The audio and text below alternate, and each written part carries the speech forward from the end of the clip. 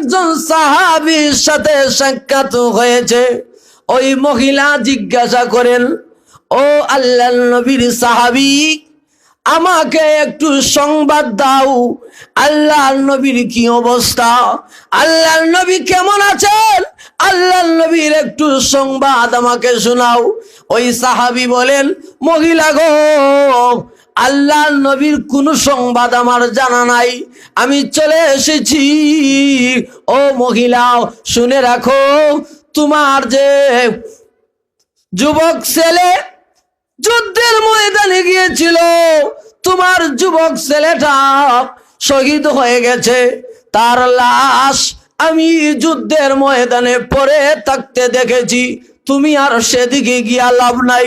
ওই মহিলা যখন শুনছে যুবক ছেলে মারা গেছে, নিজের যুবক ছেলে পৃথিবী থেকে বিদায় হয়ে গেছে, ওই সংবাদ শোনার পরেও একটু চিন্তিত হলো না, একটুও বেজার হলো না, আবার রওনা হয়ে গেছে আল্লাহর নবীর সংবাদ জানার জন্য। যখন আরো কিছুক্ষণ গেছে, যাওয়ার পরে আরেকজন সাহাবীর সঙ্গে সাক্ষাৎ হয়েছে।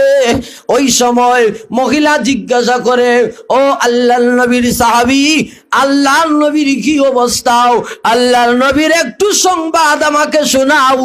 তখন ওই সাহাবী বললেন, ও মহিলা, আল্লাহর নবীর কোনো সংবাদ আমার জানা নাই, তবে তোমার যে বাবা ছিল গো, যুদ্ধের ময়দানে শরীক হয়েছিল, যুদ্ধে গিয়েছিল, তোমার বাবা যুদ্ধের ময়দানে শহীদ হয়ে গেছে, তার লাশ আমি যুদ্ধের ময়দানে পড়ে থাকতে দেখেছি।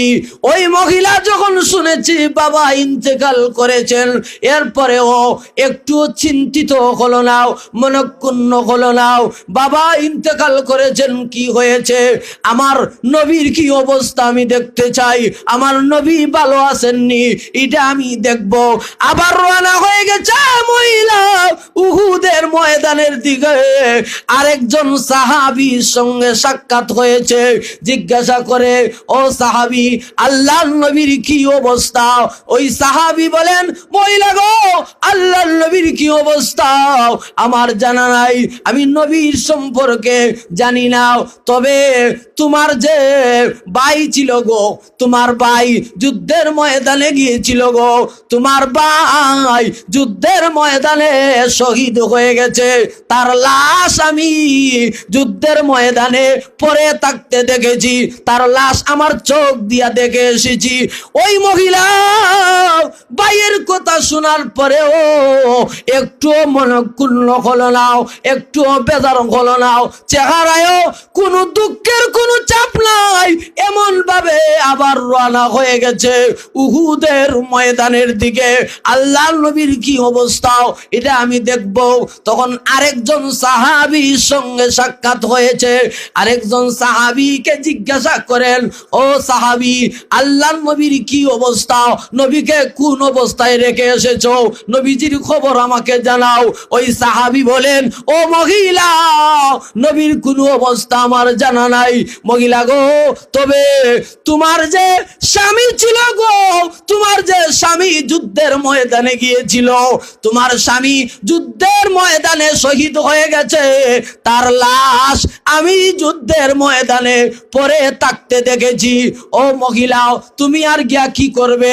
তখন ওই মহিলা স্বামীর মৃত্যুর কথা শুনেছে, স্বামী শহীদ হয়ে গেছেন, মহিলা শুনেছে, এরপরেও একটু চিন্তিত হয় নাই, চিন্তিত না হইয়া আবার রওনা হয়ে গেছে।